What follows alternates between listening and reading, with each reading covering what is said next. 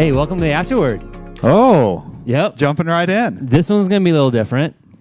Yesterday, we did our annual vision and mission gathering, and so this will not be based on a particular passage. Normally, we like to try to flush out a little bit more, some more layers of the passage is just preached, but yesterday was different. And so, Is it flush out or flesh out? I don't know. I say both. I have no idea what it is. I think it's flesh it out. But flush makes sense, doesn't it? Flush? Like a toilet? Flush? I'm not going to edit that out. I'm not going to succumb to the pressure. All right.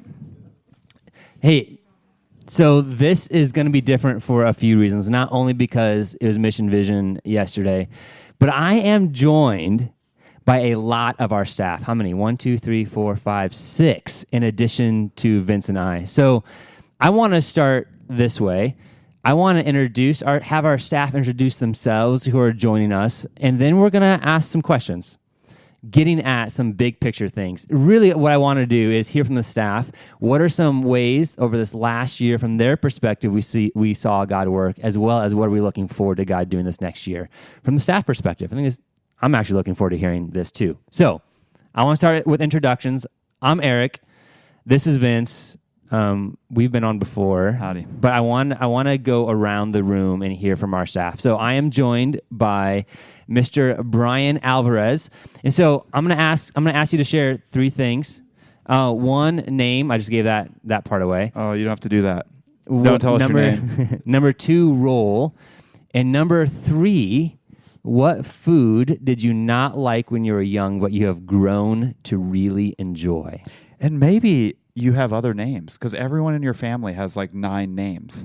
Perhaps. Yeah. So do you have other names? Tell us other names you may have. I'll start with my actual name, Brian Alvarez. Thanks, Eric. I am the bookkeeper here. Extraordinaire. Thank you. Yeah. The book guru is what I go by. And it's a blast being here with all of these wonderful people. Onions is something that I despised as a child. I used to take them off the plate and Cooked and raw, or just one? just the whole thing. The whole thing. All of it. Yeah. Okay. And I would try to like slide it to my dog, and my dog didn't like onions either. I think Onions kill dogs. Yeah. Do that. Yeah, can kill you're your dog. trying to kill your dog. There's my confession for the day. Yeah, that's it. That's what I've got. Onions. Onions. I love them. Yeah, they are, they add flavor. That I'm not a chef, but I enjoy cooking. I love feeding people. I love to eat myself, so I like to cook. Yeah. So Today's sponsor is Brian Alvarez, chef and chef and book guru. Yeah. That's right. Thanks, Brian. Thank you. All right. I'm not going to give away the name this time. She's eating. Liz, it's you. You just gave away the name. Elizabeth. Sorry. Liz McGeehan here. I'm the director of women's ministry at the town church. Nope, that's where we are. Sorry, I was thrown.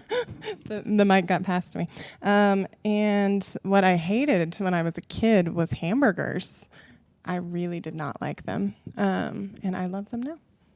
I think my parents might have cooked them a little more red than I like, maybe. Oh, that'll do it. But I thought they tasted terrible, and I refused to eat them. That's me. Hamburgers for Liz. All right, next. I'm Carrie Nevins. Hi, Carrie. And hi. Little confession, I did not want to be here, and I have oatmeal in my teeth still, but I'm going to go ahead and talk. Our listener can't see it. Oh, yeah, that's true. I'm an administrator here at the town church, and I'm also Vince's assistant. So my task list is pretty broad and varied, and I enjoy that.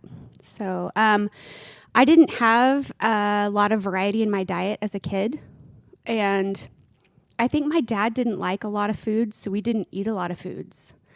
So really everything I hated as a child, I still hate. Oh, wow. Because Okay. they're sort of just interesting, like liver and onions, that kind of food. Yeah, It was bad. And like we ate a lot of processed food, a lot of iceberg lettuce, which that's not really even a vegetable at all. Easy. Some of our listeners I know, I'm maybe. sorry guys, sorry.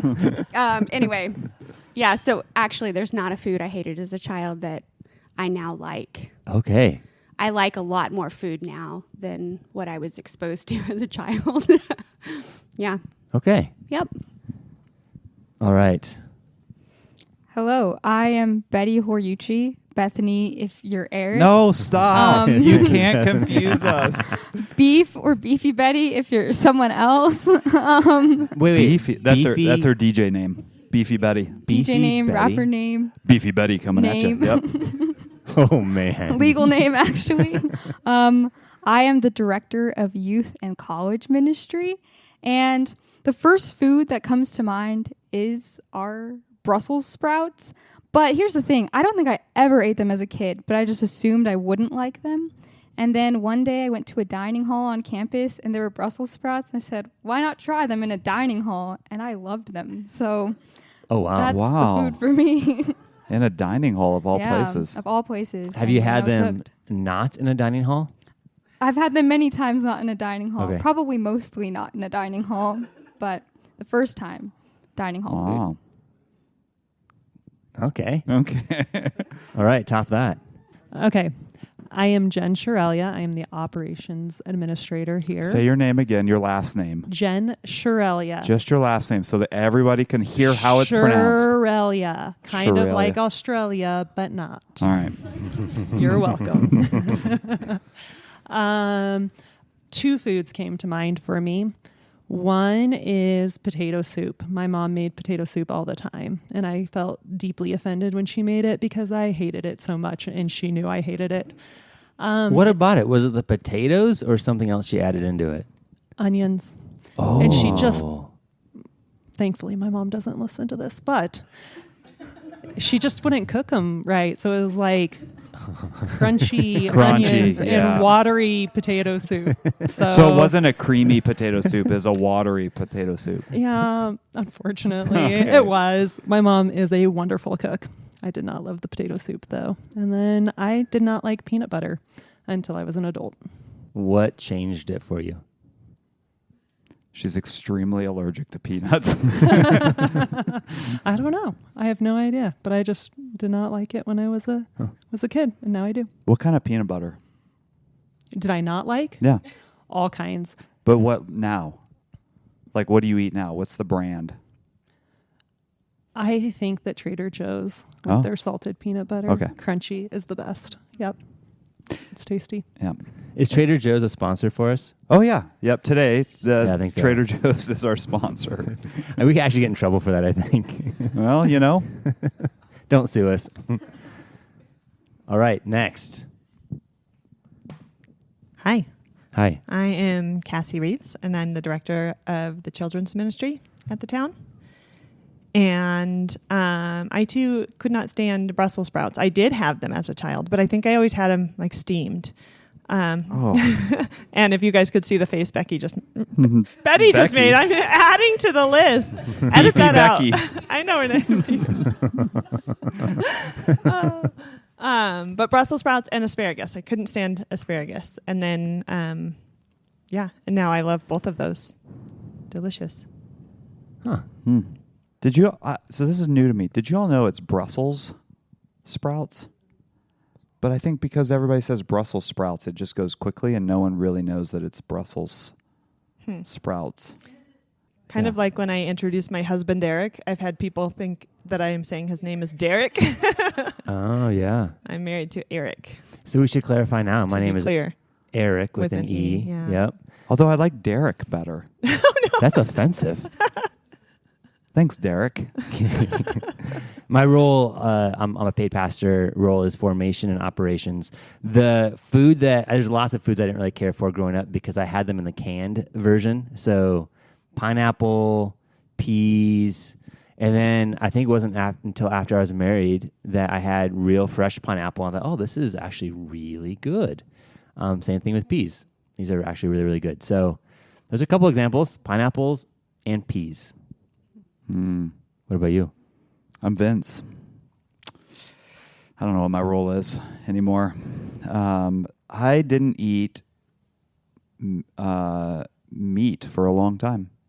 I was a vegetarian for 17 years until we had kids, and then we tried to instruct them that they had to eat everything that was on their plate. And it was really hard for them whenever we'd go to someone else's house and they were served meat, but I wouldn't eat it. So I had to change that. And now I love meat. Why did you choose to stop eating meat? Was it a There ethical thing? No, or? there are a lot of reasons. When I was running a lot, it sits with you, so I didn't eat a lot of it then. Then I just grew out of the taste of it and didn't like it. And then it just became a thing of, like, I'm not going to eat meat. But now I do, and I love it. All sorts. Maybe not liver. But with onions. Yeah, liver and onions. So we are 11 minutes in, and now we Yeah. at least know who's in the room with us. So what I want to do now is shift a little bit. I'm gonna recap, do my best to recap yesterday, and then we'll ask our questions of our staff. Yesterday we looked at our mission and vision. We do this every year in September to remind our church, big picture wise, what we're about, what shapes our culture. And hopefully by God's grace, we'll shape our culture more and more into the future. Our mission being our desire to see the gospel transform everything. We realize this is a work that God does, and we want to see it happen. But we also have a role as a biblical church, and that's our mission. There's 4 pieces of that we as a church will love others, we'll worship in community, we'll engage the culture, and we'll also seek to make disciples. So each year we talk through that with us as a church to remind us that this is what we are as a church. And then yesterday we also talked about our approach to spiritual formation a little bit, some of the theological grounding, as well as how that practically works out in 4 different rhythms, being some sort of rhythm of personal devotional rhythm and intentional Christian community worship in like a corporate worship gathering. We're going to do that regularly, as well as a regular doctrinal formation. The idea that we see in the Bible that these are gifts to us, that we get to see more of God through these. He commonly uses these things to show us more of himself. And then we took some feedback from the congregation of how they saw God work these last couple of years. But I'm curious from the staff perspective. That's the question I want to ask. I want to start. We'll have to pass the mic, so if it's a little awkward, that's okay. But this is my first question. How have you, from your perspective, seen God work among the town church this past year? I think this last year, there hasn't been as much capacity as usual on staff, and it's just been neat to see God sustaining all of our ministries, sustaining his church, his body. Similarly, God providing.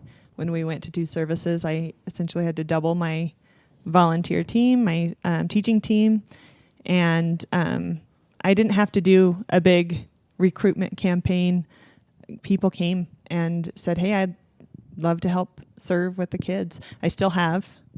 Here we go. She's going to lay Still it on. have She's going to lay it on places where thick. you too can serve with the town kids. But that said, even though my team isn't full, God has always provided the number of teachers that we need with any given Sunday. And so sometimes we are consolidating 2 classrooms together, but we end up not having, so many kids that's a problem. So he provides. Yeah, that's good for anyone, for our listener, for the person listening. Encourage those who are working back there. They serve. So many of them serve faithfully week after week after week, and continue to do it. And it's not a role for everyone. Let me back up. It's a role for everyone, isn't it, Cassie? Everyone should be back there. No, but it's a faithful role of being able to communicate the truth of who God is to younger people, and also just to be with them, to love them well. So yeah, well, and that is something that's I think unique, is I don't do any compulsory serving. I don't make parents serve. I don't make members serve. I want people back there who want to be back there, and who are being friends to the next generation and want to make an impact on the next generation. And so, and God's brought those people, and it's been really beautiful. That's good. Yeah, I think it's the larger cultural piece we've seen this last year too, with a lot that we've gone through as a church in lots of different ways. People have engaged to serve and to be a part of what needs to be done in ways that are beyond what I've seen previously. And so there is a sense of more of the body doing the work of the body, which has been really encouraging as a pastor to see. Yeah, somebody mentioned that yesterday. I forget who it was, but somebody mentioned that yesterday, that people are stepping in and serving, and there has been a cultural shift for our church that people are stepping into ways that they've been gifted, which is beautiful. Yeah. What a great transition into what I have to say. I feel like a lot of the things that impacted the church over this last year really directly affected the youth and just their time together. And then in that saw leaders step up so well to love the kids well, to just be there every week, to take on roles that maybe they didn't want to take on from the start, but just seeing that the leadership that they took over the youth group and the ways that they loved the kids, and then the kids coming and seeking that out to just be together and to like be with their leaders was really cool to see. Yeah. Hey, who are some of the volunteers? Let's name them. Okay, I can name them. I will name all of them. Do it. Andrew and Kayla. Should I say their last names? Oh, yeah. Say it all. Okay. Andrew and Kayla Nickel. Hold your applause till the end. Ben Bongers. Claire and Jonathan Harstein. I've always been scared I'm saying that incorrectly. Stein, It's I think. Harstein. Harstein. Yeah. Sorry, Claire and Jonathan. You're in my township. Were in your town. We're in my township. I guess I was one of them, and Daniel Treat and Austin Boone and Carly Clark. Oh, not Clark. Lou. Carly Lou? Is it Lou? That's fun to say. I Carly think it is Lou. because Carly I remember her Lou. saying like, "Oh, it sounds like a fun Southern name," but Yeah. it's not. And Bridger and Kana Moore. More. Yeah. Yes. So I think that's everyone. It's a fantastic group. It is. Like, these are the people you want serving and leading your youth. They're great. Yeah. That's good. Yeah. My boys are glad to be a part of the youth group, not because of their peers, but because of the leaders. So, Jen, you had something to say. Can we edit that out? Jen used to be on staff, and now she just quit. Yeah, she just quit. I'll see you guys later. No, from my perspective, I think that I've just seen growing connection and people putting in roots and relationships, and within our township, like even and across just the other ministries, that whether it's volunteers in the children's ministry or working, like doing the Bible study in the women's ministry, like depth happening and connections happening, and people choosing to be known. And It's good. It's good. I think we've all probably seen that more, that there are I hear of people who are hanging out with other people who I didn't even know knew each other, and they have some long-standing relationship. It's been good to see. This is my time just to call people out. Brian, what do you think? I want to start by saying thanks for what you did yesterday. I don't know that I attended last year for the same Mission and Vision event, I'll call it, but it was great to kind of dumb down. That's the only thing I know how to do. And just get a better perspective of what the vision is, what the mission is of our church. A better understanding so we can know what's going on behind the scenes, what everyone is constantly praying for, why we're here. So thanks for that. The question.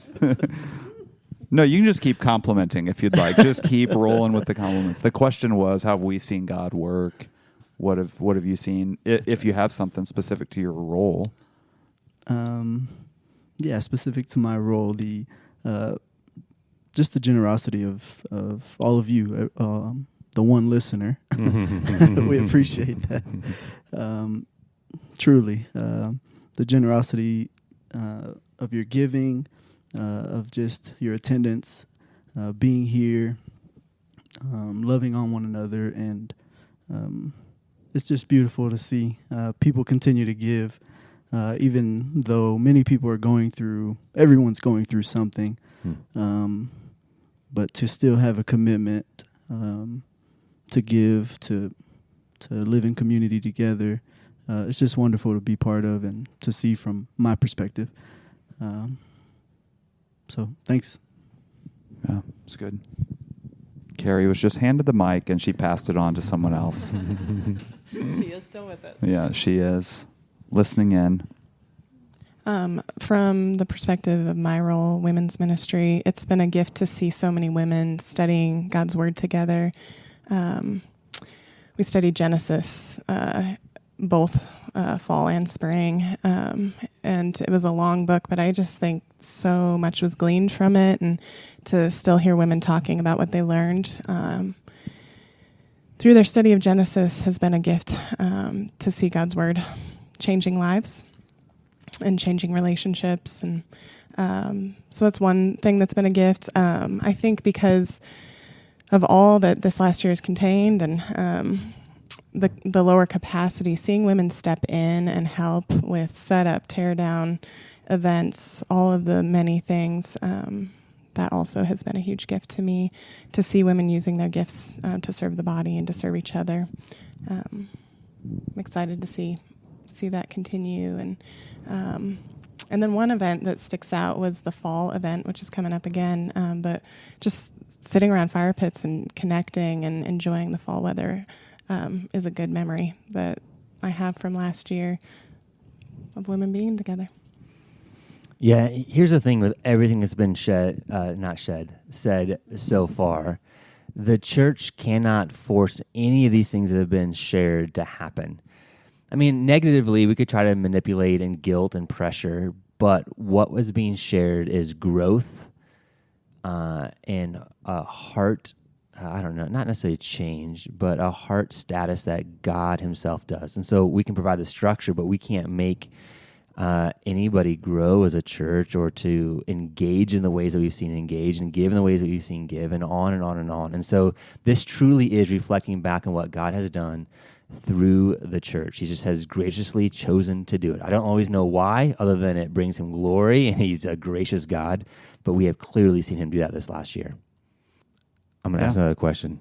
You're going to ask another question? I'm going to ask another question. One more question. Since everybody was so eager to answer the first one, you're going to ask another one? I'm going to get another try. All right. I want to ask, what are you hopeful that God is going to do this next year? Looking forward now a little bit. We just looked back. Let's look forward. What are you hopeful? What are you praying for? What are things that you sense maybe God is up to that we can look for this next year?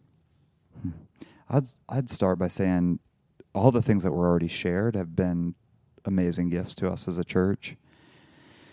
And to continue to see those things happening more and more. And I know that may sound like a cop-out answer, but to see more people serving in children's ministry who love it and who are gifted to do it, I think would be beautiful. For the kids in the church to have different people in their lives in that way. I love seeing kids run up to, I'll just mention this one because I see it run up to my mom and say, Miss Sandy, and they love her because she's poured into their lives. But to see more of those relationships happening, to see more connections happening relationally, Jen, like you were saying, just people connecting with one another. To see, I think we need more volunteers in the youth, to see more of that happening. To see the college ministry take off. We've seen some students come and come back, and to get connected to the church family, to see women connecting. Also, something that hasn't been mentioned, men have been connecting on Saturdays once a month, to see that continue, and fishing trips and on, all of that. And generosity. I'm always blown away by the generosity of our people, that they're giving. When I think the world around us is really concerned and cautious about the financial state of our country, to continue to see people be open-handed with their generosity has been amazing. So to continue to see those things happen, I know that may sound like a cop-out answer, but to grab onto all of the things that have already been said and just say, God, do more. Yeah, that's largely been my prayer this summer, is that God, don't stop what you have been doing. We know God's always at work, but it did seem more tangible or something this past year. And man, I'd love to see that continue. I think he could relent and he could pull back on some of the hard things we've gone through. We could ask God to do that. If he wants to stop doing something, he could stop with that. Others. I think one thing I would love to see, I have a few high school and college age teachers on our team, and they bring such joy in life, and the little kids really look up to them. That's, adults, they're my parents' age.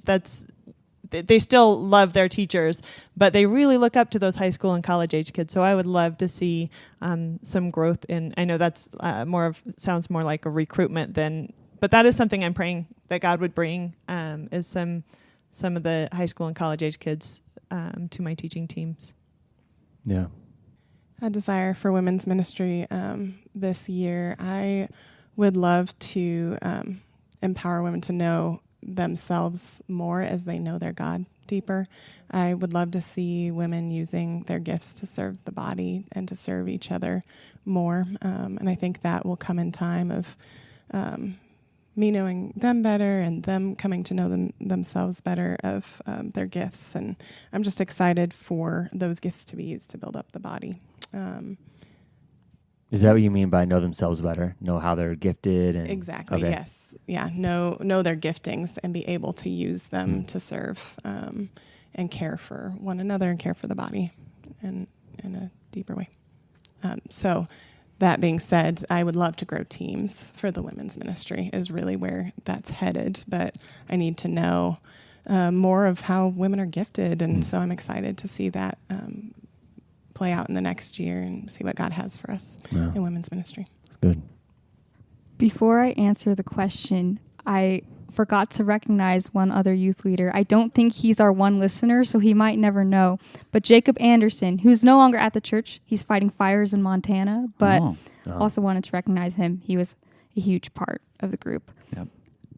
And then to answer the question, I would just love to see people ages like 11 to 22 just know that they have a place here in the church, and having that be through having the youth group and then having a college ministry, but also helping them integrate more into the church body as a whole and not making it feel like a very set apart and distinct thing only, but just taking advantage of the fact that we are a multi-generational church and going forward with that, like wanting to see discipleship amongst the students, but then also just through the church as well. I've already had a couple approach me about just wanting to host college dinners once a month, and I think that's awesome, and just would love to see more of that, and would love to see college students pursuing discipleship or just serving in the church and figuring out what their roles could be. So yeah, just love to see that grow more and more. I love that, Betty. Anybody that's served with me has heard me tout the benefits of multi-generational worship and connections and relationships, friendships between multiple generations, and how that actually shapes children's relationships. So youth as well, it helps to shape their relationship with God if they're building relationship within the body outside of their own age group. So awesome. I'm excited for you. I think that was even huge for me as a college student, and just joining a township and doing the women's ministry, just that I wasn't only surrounded by other college students, but had the opportunity to be poured into and also share my thoughts with people who are not in the same season of life as me. That was huge, and I think is one reason why I wanted to stick around too. Yeah. I think that's unique though, Betty. Sorry, we're going to go off script a little bit here. I think that's unique. What got you to that place of seeing, I need to step into some of these ways and not just be circled by my college peers? I think some of it came with some difficulty I was having just within campus ministry and recognizing that I did need something more. And I also think it was because I was pursued pretty intentionally to get involved. I was pursued like for a year to get into a township, and then asked more than once to join the women's Bible study, and just didn't think I had the capacity to do it. But once I actually just took the chance, it was huge. And I think actually before that, I did the Habits of Grace book club. Yeah. And that was the first thing that I did that was more than just Sunday mornings. And that was really huge as well, to just hear the insights from people who were not other college students. And I think that encouraged me to finally step into a township and then step into the women's Bible study, because I realized why I was being pursued so intentionally for that. That's good. I think that's good for all of us to hear. So for everyone listening, to know that if you see college students or people in that age category, and there were several here, I had looked out and saw several here yesterday, just individuals sitting alone, for them to be pursued and invited into things. I saw 3 or 4 or 5 young guys, and I had the thought from the stage, I hope someone gets to them and invites them to the men's breakfast on Saturday. But it's that kind of thing, pursuing people and making a younger person feel like this is something you should be at too. This isn't just for well-established, older husbands to come to, but this is something for a young guy to come to, or for a gal to come to the women's Bible study. So pursue younger people. Yeah, I mean, it gives the picture of the church, a more accurate picture of the church, isn't it? That it's not only a gift that we get to gather on Sunday mornings, but it's so much larger than that. So as we invest in other areas of the church throughout the week and relationally, you are actually getting to take advantage of more of the gift of what the church is, which it sounds like, Betty, you got experience as you took those steps. Like, oh, I need this, like, to an extent, right? Like, there is so much more that God has graciously given us in the church than Sunday morning worship. Yeah.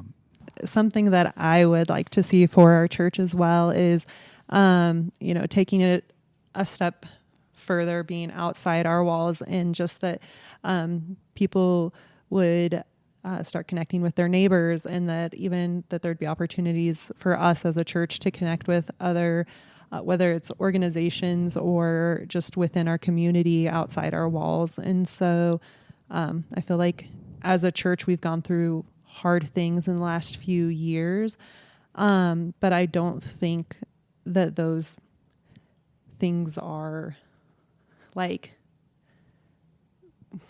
see, this is why, but they're not just, oh, that was hard and we're done. That there's so much that God could be using in that. And I just pray for our church that we'll have like joy and peace in what we've seen him do, even in the difficult things, and that we can show that to our community. And so that there's a lot of people who don't know Christ and they're not going to be coming to our church. And so that we will have kind of a fire in us to connect with people outside our walls, and to invite them in, whether to church or into our homes, and sharing meals and just sharing the love and goodness of Christ that we've got to experience with others. And so I pray that we just kind of branch out as well.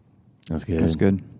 Yeah. Hey, this is harder to do than you think, right? Speaking into a mic, hoping that it goes well. But you did a great job. We need to hear that. That's good. Jen, I think related to what you were saying, I would really love to see the youth serving the community more and just planning more community outreach focused events. I think that would be awesome to just look beyond our Sunday evenings together, or maybe in the future a different day, but our Sunday evenings together and just looking outward as well. And then even opportunities to be on CSU's campus or Front Range's campus or anything like that, just to not only be here, but to look beyond at the community as a whole. That's good. So Vince alluded to this earlier, talking about the men's monthly gatherings. I would love to see more of that, just the men pouring into one another, really being the spiritual leaders in their homes, the community, loving on each other, like spending time at Scott's, or just the gatherings here we have on Saturday mornings, once a month, just growing that so we can maybe eventually have a men's ministry alongside Liz in the women's ministry, and just to be intentional to not just talk about football and although it is football season, it's kind of, it might go by the wayside. No, we still need to talk about football. Unless it's real football. Yes. Okay. Okay. Go Texans. Texans. The only one in Colorado who would say that. Sorry, go ahead. that's it. Just to see the men's ministry, the men's monthly, maybe form into a men's ministry, and to just be an example to our kids, to everyone around us, the women, that we too love God, love Christ, and we can do that by speaking of the Bible, or speaking of the Word, and just pouring into each other's lives. Digging deep, as Jen mentioned several times, just to be intentional and to get away from the casual conversation of, again, football or the weather. It's nice. It's good. Yeah, I was nice talking to to see. somebody a couple of weeks ago, and they made an observation that a lot of the conversations that they have now on Sunday mornings is not about the weather or sports. Like it's moved past that. Yeah. At some point this last year, I don't know, maybe it was the men's monthly gathering, people get to know each other better, Right. but they've noticed a distinct change in that. I think the weather and sports aren't bad, right? No. It's kind of a little dance to get to know somebody, but as Sure. you get to know somebody, it has actually moved beyond that, which is really cool to see. It's beautiful. Yeah. Yeah. Guys, thanks for joining us on the podcast today. Yeah. Hopefully we flushed things out. Thank you. That sounds right to me. Yeah, that does. actually. The flush sound. We Hey. need that. 2 plugs. One, the first men's monthly gathering for the fall. Eric, your phone. Could you silence that? We're doing a podcast. Sorry. The first men's monthly gathering for the fall is this Saturday. You can sign up on CCB or just show up at 8:30 at the church. And then women's Bible study starts this week, Wednesday, Thursday. Is it too late to come, Liz? It is not too late to come. And then for this Sunday, Oh, wait. Yeah. Also on Wednesday is our picnic. picnic. So, gals, if you're going to the Bible study, come grab some food. Go straight to Bible study. No, Yeah. 6 p.m. picnic, 7 p.m. Bible study. There we go. don't be late. To either. Yeah. And then this Sunday. Wait, Betty was going to Oh. say I have something. 2 plugs as well. Okay, here we go. Saturday evening, pickleball for college-aged individuals at City Park. So if you know someone, send them that direction. Nice. Go You'll to be City the Park. youngest people on those courts That's likely. by 60 years. Yep. And then Sunday evening, we have the youth group kickoff at Twin Silo Park, kickball, With the and twist. something else added to that. Oh. The Little surprise suspense. that my boys are wondering about, and I won't tell them. Thank you for not Yeah. telling them. Okay. What was your plug on Sunday? Can you tell us where we're going to be? Matthew, Okay. chapter 6, Yeah. verse 5, I think through 15, All right. So we are going to be back in Prayer. the Sermon on the Mount. about prayer. Hope you can join us. We're going Yeah. to see more of God's goodness and be pushed by Jesus some more. Yeah, good. All right. Have a great week. Love you.